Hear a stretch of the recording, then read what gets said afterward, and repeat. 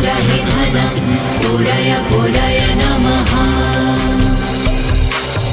ॐ ह्रीं श्रीं क्लीं श्रीं कुबेराय अष्टलक्ष्मी मम ग्रहे धनं पूरय पूरय नमः। ॐ ह्रीं श्रीं क्लीं श्रीं कुबेराय अष्टलक्ष्मी मम ग्रहे धनं पूरय पूरय नमः। ॐ ह्रीं श्रीं क्लीं श्रीं कुबेराय अष्टलक्ष्मी मम ग्रहे धनं पूरय पूरय